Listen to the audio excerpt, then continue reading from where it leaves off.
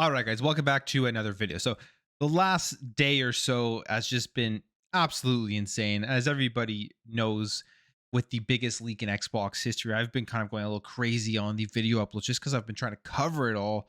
And there's just so much to cover, but I'm sure you guys have seen the information one way or another. So, we're back here to the morning news video. And one thing that got swept completely under the rug because of the Xbox leak is this new Xbox Game Pass announcement. All the games coming out here for the second half of September. And it's an absolutely phenomenal bunch of games that we are getting here onto Xbox Game Pass. And if you're including Lies of P, which was in the previous announcement, there are 5 day 1 games all releasing in this second half of September. So here is the list. Party Animals. This is one we've known about. They're showing it off at the Xbox showcase and stuff. And it's that party game. It looks like it will be a ton of fun. One of those games that I will definitely be jumping into and trying out if you have some friends to get together. It looks like it'll just bring a lot of laughs and a lot of fun with all the different mini games and the quirkiness and craziness of the game. Party Animals. They got Payday 3 coming September 21st, which is available again day 1. Another great multiplayer game. If you played the previous Paydays, you're going to be right at home with this one, and it's just around the corner. I mean, it's coming out tomorrow. Party Animals, as I forgot to mention, is actually out right now if you want to go and play it. Then there's Cocoon, which is another day 1 game coming to Game Pass, available September 29th. And this is another game that I completely forgot about. But we did see this at an Xbox showcase. I forget the exact one, but I remember them showing it off there, and it's like an adventure puzzle style game. Looks very cool. September 29th, available on console and PC. Make sure to go check that out. And then this one is very surprising. And I guess this is in the first week of October, but it's still in that second half announcement for September. And it's Gotham Knights. And I believe it's about a year since the release of Gotham Knights. And we know about the debacle of the game itself with the 30 FPS on console and just the overall relatively poor reviews for the game that was very, very highly anticipated. One of the things is that there's definitely, I think, a mixture of reviews. If it's one of those games that I would say, if you are interested in it, actually, I would say this with every game, don't listen to the reviews, just go ahead and try it out and see for yourself if you like it. And now there isn't a better time because it's on Xbox Game Pass. I mean, the game was significantly cut in price pretty fast after its launch, probably because of the poor release of it. But now it's here on Game Pass, October 3rd for cloud, PC, and the Xbox Series X and S. I've played a bit of Gotham Knights. I picked it up on a very deep discount when it was on PC, and I didn't get too deep into it just because of all the other stuff I was playing.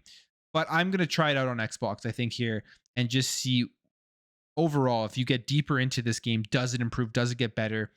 And if it is as bad as a lot of people were making it out to be. If you played Gotham Knights, let me know your thoughts on it in the comments below. And then the other day 1 Game Pass game is the Lamplighters League coming October 3rd to cloud, console, and PC. And this one looks very cool too. Again, this is one I believe that was shown off at an Xbox showcase. Not sure which one, but it is a strategic turn-based combat game with seemingly looking like a pretty interesting story and group of characters. So pretty exciting stuff here. I think this is a great slate of Xbox Game Pass games. It's been an overall phenomenal year for Xbox in terms of first party content and just in terms of content that is available on the platform. But there have been definitely some Game Pass announcements that have been a little bit lackluster. And I think over the last couple of months, they've just been waiting for the huge ones, announcements in September with games like Starfield. And now we have this one here. So lots of stuff to play. I know people are still deep into Starfield, still deeply exploring that universe. So it's going to be tough to play everything. I mean, I'm playing right now Starfield, Mortal Kombat 1.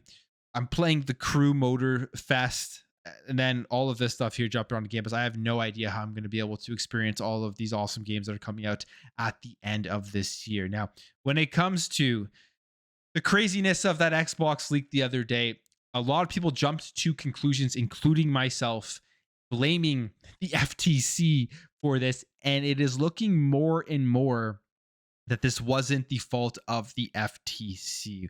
We have this article here from Insider Gaming saying Microsoft is to blame for major leak. The FTC says there's a tweet here And this is from the director of the FTC's Office of Public Affairs, Douglas Farrar. And he says Microsoft was responsible for the error in uploading these documents to the court. Actually, that is a quote that he gave to NBC News. And it we don't know exactly who did this. Obviously, they're gonna definitely investigate this, and this is a huge, like the biggest leak in Xbox history. So whoever made this mistake, I think, is gonna be on the hook here, probably in a bit of trouble because wasn't just a minor error. This was something that's revealing literally the entire future of Xbox's plans going forward into the next generation. And it's all out there on the table. PlayStation has it all now. Nintendo has it all. Any competitors that were wondering what Xbox is doing now know exactly what they are doing based off of these documents. And it does put them in a disadvantaged position from a competitive standpoint because it allows a company like PlayStation to pivot. If they were thinking of something else and they see what Microsoft is doing and they're thinking, hey, this is a better idea, let's top that idea. Now they know exactly what is coming. So this is very, very big in my opinion, and the biggest leak again in Xbox history. And if we go here, Tom Warren kind of goes over all of this, and he was kind of calling people out, not calling people out, but like trying to tell people that this wasn't the FTC's fault when a lot of people were jumping on that bandwagon that wasn't, including myself. Because I mean, from everything the FTC has done from the beginning of this whole acquisition talk, you just assume that they were just making another stupid decision or just another stupid move on their part, but seemingly that's not the case. One of the things that is interesting here, though, is that Microsoft, they have this in their document. You can't really see it on this video. Maybe you can, but there is deep into the picture. If you look hard enough, there is actually watermarks on the files of these photos, and they are specifically used to identify leakers. So Tom Warren says this. This is why a lot of Xbox stuff doesn't leak super early. Microsoft uses hidden watermarks in files and photos to identify leakers. So that's potentially going to help them figure out who did this leak. He also says this: the US District Court has deleted all of the documents in the FTC versus Microsoft case. So now they're all gone. It's too late, of course. And it says following a huge error where multiple confidential Xbox documents were attached to a single PDF. He says it's the biggest Xbox leak in history, bigger than the Fortaleza leak that detailed the Xbox One, simply because this includes Microsoft hardware and platform strategy, unredacted internal communications, and more. You don't usually see this much. So you're gonna, I forgot the name of the Xbox One leak, but I'm thinking he's talking about that one where the hackers actually got the information and put it out there. I remember that. That was a crazy time and a very interesting time, an exciting time as a gamer, as a consumer, sitting on the outside looking at everything and how they had actually built an Xbox One PC and tried to sell it on eBay. That was nuts. This one seemingly is even bigger. And then he goes here and says, I've seen some claims that the Xbox leak was intentional. It absolutely was not. And I've seen that too in comments of my videos. According to Tom Warren, this was absolutely not intentional. And he says Microsoft wouldn't leak its confidential roadmap and internal conversations. That's not how any of this works. This was either an error from the court or the Microsoft legal side. And he says, and no, obviously this had nothing to do with the FTC, confirmed by an FTC spokesperson. And again, that's Douglas Farrar. And this is his tweet. The FTC was not responsible for uploading Microsoft's plans for its games and consoles to the court website. So there's somebody at air here. Who knows who it will be? But at the end of the day, I guess now the information is out there. It doesn't really matter. Everybody knows what Xbox's future is. They could go ahead and change things up.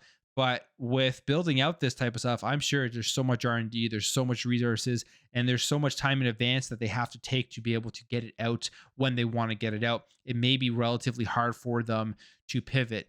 And in terms of their strategy, one of the things that we did really see here is that they are going to continue with the power of the cloud, which isn't surprising, but they are going to be wanting to release a hybrid style of console going into the future, which will harness the power of the cloud processing in the next gen Xbox console. And they tried doing this with Crackdown 3. That was an absolute failure. We saw what happened with that, but they're trying to go back to this and make sure that they can utilize that technology that would give them, I would say, a competitive advantage over other companies that don't have that same technology, and put it into their upcoming games, into the next generation of Xboxes. And this is what it says here from Video Games Chronicle. Says, however, unredacted core documents published overnight, seemingly in air, included an internal Microsoft plan featuring early details of its next gen console, and cloud processing appears to be a main focus. The document lists the innovations introduced for each generation of Xbox, including Xbox Live for the original console, a digital store and Connect for Xbox 360, Game Pass for Xbox One, and Project X Cloud for the Xbox Series X. Then, under the next gen console, the document says the main innovations will be cloud hybrid games in an immersive game and app platform. And you can see this picture here: unleash cloud power, real behavior, real victories, and then all of this type of stuff that we will hopefully at some point in the future see if this actually plays out to be true and if it actually works and helps improve games. One of the big talking points from these leaks is all of this stuff going to be good at the end of the day for the consumer? There is definitely a concern now with the phasing out of the disk drive on that leaked Xbox Series X and the phasing out of physical games altogether. And I will be completely honest, as I've said multiple times on this channel, I'm with the people who want to see physical games stay, who get nervous when everything is going fully digital and get annoyed when digital storefronts shut down because of the game preservation factor here. Somebody who has a lot of physical games, who likes to collect games, who wants to be able to pop in a game without internet connection and be able to play it. Stuff like this is concerning for the future, but it is just the way that the industry is going. This isn't just an Xbox thing. PlayStation is going to be going all digital, cutting out their disk drive, as we've already seen the leaks and rumors of the PlayStation 5 cutting out the disc version of the PS5 and then adding just a digital version with the ability to buy a disk drive attachment to be able to support all the people that currently have physical games. If Xbox goes along the lines as what we are seeing they are going to be doing, which is cutting out the disk drive on the upcoming Xbox Series X, they better still be selling the original Xbox Series X with that disk drive so that people have that choice, or selling again an attachable or detachable disk drive so people can play those physical games. So it's going to be sad, in my opinion, when everything is all digital. People don't realize it now. They think about the convenience. They think about having all their library in one place. I love Game Pass.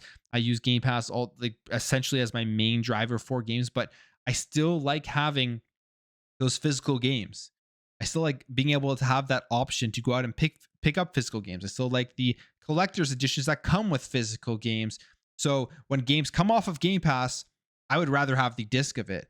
And when these games shut down, if you can still have a physical version of it where you can play like an offline mode, I hope that doesn't go away, but we will see with the future. But I mean, the power of the cloud stuff could be very exciting for how it affects things like AI and just the overall immersion of the games themselves.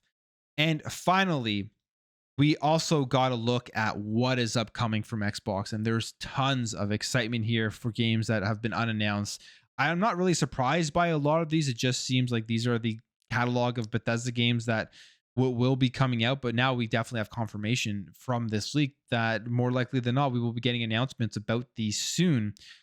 One big game that got leaked is Dishonored 3, yet to be announced. Not surprising that they would be making another one, but it looks like they are working on a Dishonored 3. There's also remasters of The Elder Scrolls Oblivion. This isn't the first time we've heard about this, but very happy to see this because I would love to see a remaster and kind of bring Oblivion up to current form where it's just aged better, be more enjoyable, upgraded graphics, upgraded controls, and upgraded frame rates and all that stuff. So that's very cool. As well as remasters of Fallout 3, huge. I mean, that's another one of those games that definitely needs a remaster with everything brought to current day. A lot more people will play it because I'm sure there's a ton of people that never experienced Fallout 3, and people will be able to see the origins essentially of the Fallout series before when it turned into the first person shooter style of Fallout. Now, other games here are simply called Project Kestrel and Project Platinum, which we aren't sure what those are, but there's a list of titles that again has been leaked, and it just gives away Xbox's plans for the future. And it's kind of frustrating. I know I'm reporting on it because I mean it's out there, everyone's going to be talking about this, but it's frustrating because we're not going to have that wow moment, I don't think, anymore at an Xbox showcase when they do show these off. I mean, there will still be excitement because they will actually show the game itself, hopefully, but the wow moment that this was unexpected and nobody saw this coming. Now everyone sees this coming. And it also, again, allows the competitors to look at what is upcoming from Xbox and make those adjustments to be able to compete with that rather than being caught off guard after the official announcement. So just an absolutely wild day in gaming, a wild week. This generation has brought to us some of the craziest moments from the acquisitions to stuff like this. And it just seemingly, we have many more years to go with a lot more things that can happen before we jump in to the next gen. But I'm going to end the video there, guys. If you enjoyed this video, hit that thumbs up, share the video around, subscribe if you're new here. Really appreciate you helping the channel grow. And I'll catch you guys in the next video.